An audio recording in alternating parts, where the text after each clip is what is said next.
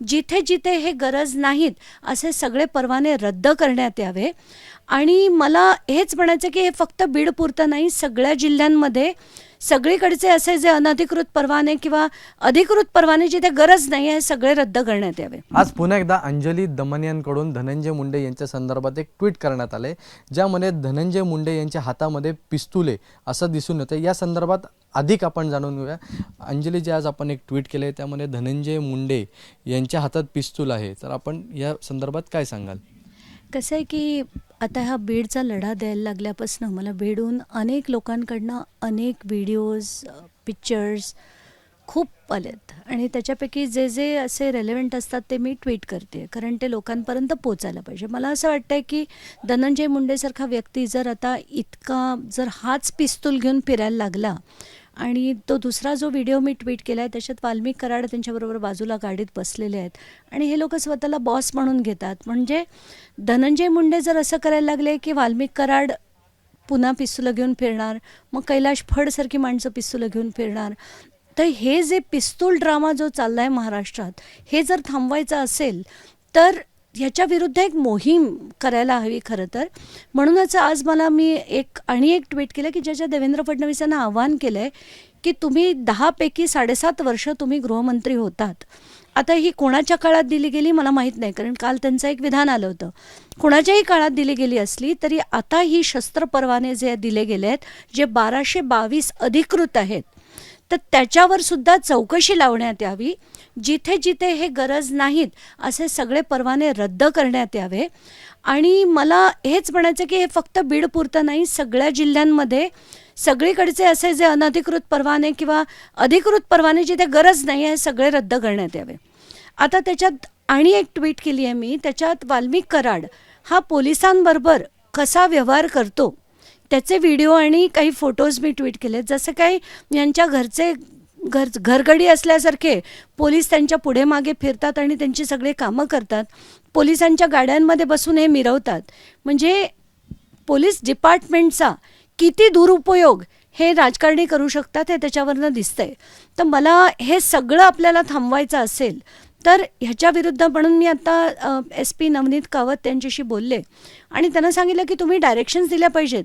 ते police officers आहेत, हे काय त्यांची घरगडी नाही आहेत त्यांची कामं करायला. तर थांबवण्यासाठी तुम्ही डायरेक्शन्स इमिडिएट द्या.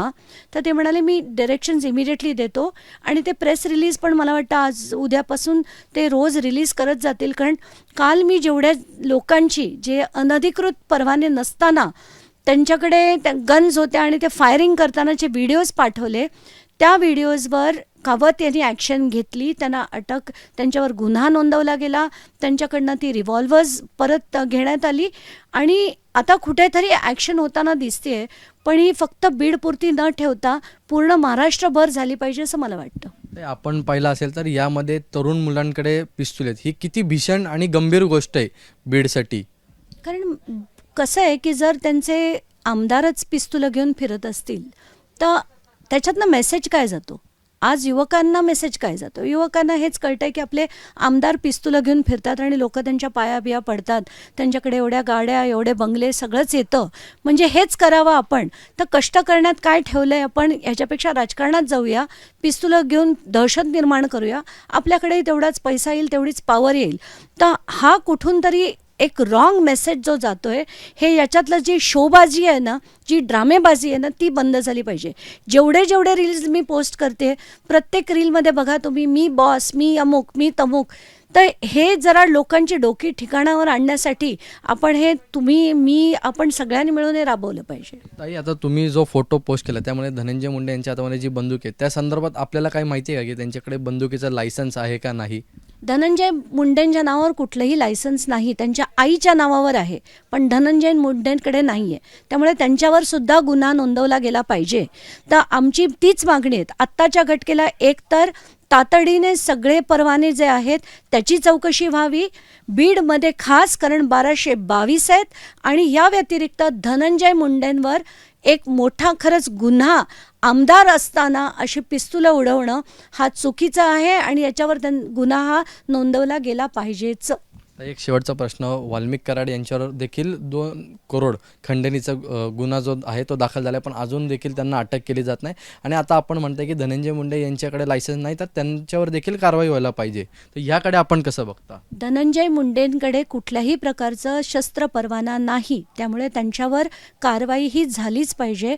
जसं कालपासनं कवत इतरांवर करत होते, माझी त्यांना विनंती आहे की धनंजय मुंडे यांच्यावर गुन्हा दाखल केला गेला पाहिजे.